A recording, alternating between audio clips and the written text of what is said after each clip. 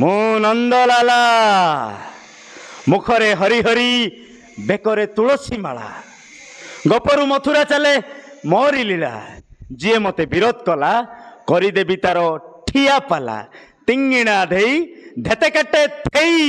ମୁଁ ସମୀର ଆପଣମାନଙ୍କୁ ସ୍ୱାଗତ ଜଣାଉଛି ଗଞ୍ଜାମ ପରମ୍ପରା ୟୁଟ୍ୟୁବ୍ ଚ୍ୟାନେଲକୁ। ତ ଆଜି ଆମ ଗ୍ରହଣରେ ଏମିତି ଜଣେ ବ୍ୟକ୍ତି ଅଛନ୍ତି ଯିଏକି ଗଞ୍ଜାମର ଦୁର୍ଦାନ୍ତ ଖଳନାୟକ ବଳିଆ ମହାରଣା ଭାଇ ଆମ ଚ୍ୟାନେଲକୁ ଆପଣଙ୍କୁ ସ୍ୱାଗତ।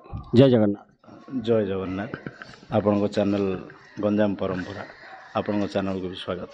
ସାର୍ କ'ଣ କହିବେ ଭାଇ 2025 ପାଇଁ କେମିତି ପ୍ରସ୍ତୁତି ଚାଲିଛି? କେଉଁ ଦଣ୍ଡ ଟିମ୍ରେ ଆପଣ ଅଛନ୍ତି? ଅପେରା କ'ଣ ଅଛି? ସର୍ବପ୍ରଥମେ ଜୟ ମା ଦଣ୍ଡକାଳୀଙ୍କର ଜୟ ହେଉ। ଏଇ 2025 ଦଣ୍ଡଯାତ୍ରା ଋତୁ ମାଙ୍କ ପାଇଁ ମାଙ୍କର ଯାତ୍ରା ପାଇଁ ଆମେ ସମସ୍ତେ ଭାବ ବିହ୍ୱଳ ହେଇକି ଅଛୁ। ଆମେ ବି ମାଙ୍କର କିଛି ଅଂଶ ଯେହେତୁ ମାଙ୍କର ଯାତ୍ରାରେ ଆମେ ଯେହେତୁ ନାଟକ ପରିବେଷଣ କରୁଛୁ ଆମେ ନିଜକୁ ମାନେ କିଛିଟା ଭାବୁ ଯାହା ହଉ ମାଙ୍କ କାର୍ଯ୍ୟରେ ଆମର ବି କିଛିଟା ଅନୁଭୂତି ରହୁଛି। ତେଣୁକରି ସେ ମାଙ୍କ ଯାତ୍ରା ଯାହା ବି ସଫଳ ହେବ। ସାର୍ କ'ଣ କହିବେ ଭାଇ ଏ ବର୍ଷ କେମିତି ଚାଲିଛି ନାଟକ ପ୍ରସ୍ତୁତି? ଅପେରା କ'ଣ ଅଛି? ଆଚ୍ଛା, ନାଟକ ତ ବର୍ତ୍ତମାନ ସାରା ଓଡ଼ିଶାରେ ଚାଞ୍ଚଲ୍ୟ ସୃଷ୍ଟି କରିଥିବା ଶିବାନୀ ଗଣନାଟ୍ୟର ସେଇ ନାଟକ ହାକୃଷ୍ଣ ବୋଲି ଯାଉ ଯିବ ଏହାକୁ ରଚନା କରିଛନ୍ତି ନିହାର ରଞ୍ଜନ ମହାନ୍ତି ଏବଂ ଆମ ନାଟକ ନିର୍ଦ୍ଦେଶନା ଦାୟିତ୍ୱରେ ଅଛନ୍ତି ରବୀନ୍ଦ୍ରନାଥ ଗୌଡ଼। ଏ ନାଟକରେ ମୋତେ ଗୋଟେ ଚରିତ୍ର ମିଳିଛି ଯେଉଁ ଚରିତ୍ର ପାଇଁ ମୁଁ ବହୁତ ଏକ୍ସାଇଟେଡ଼୍ ଅଛି। ଦର୍ଶକମାନଙ୍କ ଭଲ ପାଇବା ଏବଂ ତାଙ୍କ ମତାମତ ଆଗକୁ କ'ଣ ହେବ ଜଣାପଡ଼ିବ। ମୋତେ ଏଥିରେ ମିଳିଛି ଗୋଟେ ବଡ଼ ପଣ୍ଡାଙ୍କ ପୁଅ ନନ୍ଦଲାଲା ଚରିତ୍ରରେ ମୁଁ ଗୋଟେ ଖଳ ଚରିତ୍ର। ଭାଇ ଚରିତ୍ର ଭିତରୁ ଟିକେ ଦର୍ଶକମାନଙ୍କୁ ଟିକେ ସଂଳାପ ଟିକେ କହିବେ? ସଂଳାପ ତ ମୁଁ ଏଇ ନାଟକ ଶିବାନୀ ଗଣନାଟ୍ୟ ନାଟକରେ ଯିଏ ଅଭିନୟ କରିଛନ୍ତି ସିଏ ହେଉଛନ୍ତି ନିଶିକାନ୍ତ ଜେନା ଆଉ ଟାଇଆ ଭାଇ ତାକୁ ସମସ୍ତେ ମାନେ ଡାକନ୍ତି। ଆଉ ତାଙ୍କୁ ତ ମୁଁ ଗୁରୁ ବୋଲି ମାନେ ସିଏ ମୋର ବଡ଼ ଭାଇ ସଦୃଶ୍ୟ। ତାଙ୍କର ସଂଳାପ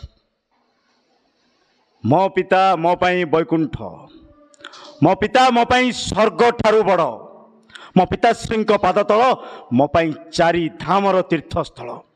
ମୋ ପିତାଶ୍ରୀଙ୍କୁ ଅଭିଶାପ ଦେବୁ ମୁଁ ଆଜି ତ ଶେଷ ଘଣ୍ଟି ବଜେଇବିବେ। ଏମିତି ଗୋଟେ ଯେହେତୁ ଆମେ ବ୍ରାହ୍ମଣ, ଆମେ ବାପା ପୁଅ ମଦ ମାଂସରେ ବୁଡ଼ି ରହୁଛୁ। ଆମେ ଗୋଟେ ଆମର ନିଜର ଭାଗବତ ମଠ ଗୋଟାଏ କରିଛୁ। ସେଇ ମଠରେ ଯିଏ ପୂଜକ ଅଛନ୍ତି ସେଇ ପୂଜକ ଆଣିକି ଆମକୁ ପ୍ରସାଦ ଦିଅନ୍ତି। ସେଇ ସମୟରେ ଆମେ ମଦ୍ୟପାନ ଆସରରେ ଥାଉ। ସେଇ ସମୟର ଘଟଣାଟା ଏମିତି ଆଉ।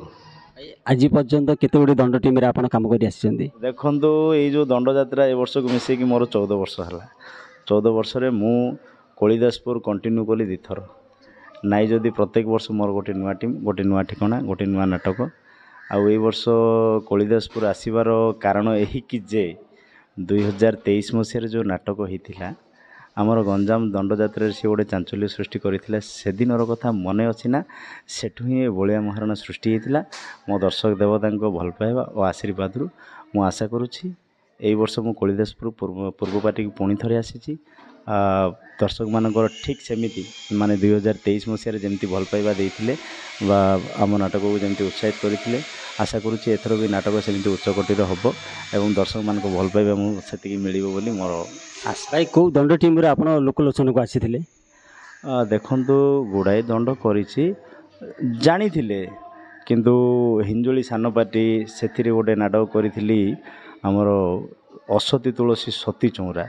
ସେଥିରେ ମେଘା ମହାନ୍ତି ଚରିତ୍ର ହେଇଥିଲା। ସେ ନାଟକ ଲୋକଲୋଚନକୁ ଆସିଥିଲା। ବାକି ଏଇ ଯେଉଁ କଳିଦାସପୁର ପୂର୍ବ ପାର୍ଟିରେ ମୁଁ ମୋ ନାଁରେ ଯେତେବେଳେ ମୁଁ ଚରିତ୍ର କଲି ଏଇଟା ଟିକେ ବେଶୀ ଭଲ ପାଇବା ମିଳିଥିଲା ଏବଂ ଦର୍ଶକମାନଙ୍କର ଯେଉଁ ଆଦର୍ଶ ଭଲ ପାଇବା ସେ ସାଉଁଟିବାକୁ ମୋତେ କିଛିଟା ଇଏ ହେଇଥିଲା। ସାର୍ ସେ ଡାଇଲଗ୍ ପୁଣି ଥରେ ରିପୋର୍ଟ କରିବା। ସେଇ ମାନେ ସେଦିନର କଥା ମନେ ଅଛି ନା? ସେଦିନର କଥା ମନେ ଅଛି ନା? ଡାଇଲଗ୍ ହେଉଛି ମୁଁ ବଳିଆ ମହାରଣା, ସୁର ଲୟ ତାଳରେ କେବେ ଭୁଲ ହୁଏ ନା। ସେ ଗୁରୁ ହଉ କି ତା ଗୁରୁ ହଉ, ଭୁଲରେ ଯଦି ଭୁଲ କରି ବସେ ତାହେଲେ ତାକୁ ଏ ଦୁନିଆରେ ବଞ୍ଚିବାକୁ ଦିଏ ନା। ଏମିତି ଥିଲା। ଭାଇ ପୂର୍ବ ବର୍ଷ ଥିଲେ ମୋରା ଭାଇ ଦଣ୍ଡ ପାର୍ଟିରେ, ଏ ବର୍ଷ କଳିଦାସପୁର, ମାନେ କ'ଣ ଭାଇ ଆସିପାରେ ଏଠିକି? ଦେଖନ୍ତୁ ପୂର୍ବ ବର୍ଷ ମୋରାବାଇ ସୁନେଶ୍ୱର ଗଣନାଟ୍ୟରେ ଥିଲି। ବାକି ଏଇ ବର୍ଷ ଏଠିକି ଆସିଲି। ମୁଁ ଆପଣମାନଙ୍କୁ ପୂର୍ବରୁ କହିଛି ମୁଁ ଦଣ୍ଡ 14 ବର୍ଷ ହେଲା କରିକି ପ୍ରତ୍ୟେକ ବର୍ଷ ମୋର ଗୋଟେ ନୂଆ ଠିକଣା, ଗୋଟେ ନୂଆ ନାଟକ, ଗୋଟେ ନୂଆ ଚରିତ୍ର। ଏଇ ବର୍ଷ କୋଳିଦାସପୁର ମୁଁ କମ୍ବ୍ୟାକ୍ କଲି 2 ଇୟର୍, 2 ବର୍ଷ ପାଇଁ କୋଳିଦାସପୁର। କିନ୍ତୁ ପୂର୍ବରୁ ମୁଁ ଯେତେ ଜାଗାରେ ମାନେ ଅଭିନୟ କରିଛି ସବୁ ଜାଗାରେ ଗୋଟାଏ ବର୍ଷ। ଯେହେତୁ ମୁଁ ଦଣ୍ଡ ଆରମ୍ଭ କରିଥିଲି ମେ ବି ମୋର ବି ଠିକ୍ସେ ମନେ ହେଉନି 2011 ମସିହା କି 12 ମସିହା ସେଠୁ ମୁଁ ଚାଲିଛି। ମୁଁ ଯେତେବେଳେ ପ୍ରଥମ ଦଣ୍ଡ କରିଥିଲି ସେତେବେଳେ ମୋ ପ୍ରାପ୍ୟ ଗୋଟେ ଅଲଗା ଥିଲା। ବର୍ତ୍ତମାନ ମୋ ପ୍ରାପ୍ୟ ଅଲଗା ଅଛି, ଯେଉଁଟାକି ମୁଁ କହିପାରିବିନି। କିନ୍ତୁ ଭଲ ପାଇବା ବହୁତ ଅଛି। ମାନେ ଲୋକ କୁହନ୍ତି ଗୋଟେ ଅନୁଷ୍ଠାନରେ ରହିଲେ ପ୍ରିୟରିଟି ମିଳିବ, ଭଲ ପାଇବା ମିଳିବ, ଆଦର୍ଶ ସାଉଁଟିବେ। କିନ୍ତୁ ମୁଁ ପ୍ରତ୍ୟେକ ବର୍ଷ ଗୋଟେ ନୂଆ ଠିକଣା ଚେଞ୍ଜ କରିଛି। ମୋର ଇଚ୍ଛା ଏତିକି ମୁଁ ଯେତେ ବର୍ଷ ପର୍ଯ୍ୟନ୍ତ ଅଭିନୟ କରିବି ଗୋଟେ ନୂଆ ଟିମ୍ରେ କରିବି। କାହିଁକିନା ଆମର ଗଞ୍ଜାମରେ ଦଣ୍ଡ 200 ଟିମ୍ 300 ଟିମ୍ ଅଛନ୍ତି। ମୋର ପ୍ରତ୍ୟେକ ଦଣ୍ଡରେ ପ୍ରତ୍ୟେକ ମାଙ୍କ ଯାତ୍ରାରେ ଯାଇ ରହିବା ପାଇଁ କାମ କରିବା ପାଇଁ ମୋର ଇଚ୍ଛା। ହେଲେ ଆମର ତ ମାନେ ମଣିଷ ଜୀବନର ଆୟୁଷ ତ ମାତ୍ର 60 କି 70 ବର୍ଷ। ଆମେ ସବୁ ଦଣ୍ଡରେ କରିପାରିବାନି। ବାକି ଯେତେ ଦିନ ପର୍ଯ୍ୟନ୍ତ ବଞ୍ଚିଥିବା ତାଙ୍କ ପାଇଁ ତ ଏଇ ମାସଟା, ଏଇ ଯେଉଁ ଚୈତ୍ର ମାସଟା ତାଙ୍କ ପାଇଁ ଉତ୍ସର୍ଗ ହୋଇସାରିଛି। ଆଉ ମାଙ୍କ ପାଇଁ, ମାଙ୍କ ଯାତ୍ରା ପାଇଁ ମୁହଁରେ କଳା ଟିକେ ଲଗେଇକି ମାଙ୍କ ପାଇଁ କାମ କରି କେତେ ଖୁସି ଅନୁଭବ କରୁଛନ୍ତି ଆପଣ? ବହୁତ ଖୁସି। ଆମେ ନିମିତ୍ତ ମାତ୍ର, ଆମେ କିଛି ନୁହଁ। ସେ ହିଁ ମୋତେ ଏଠିକି ଡାକିଛନ୍ତି।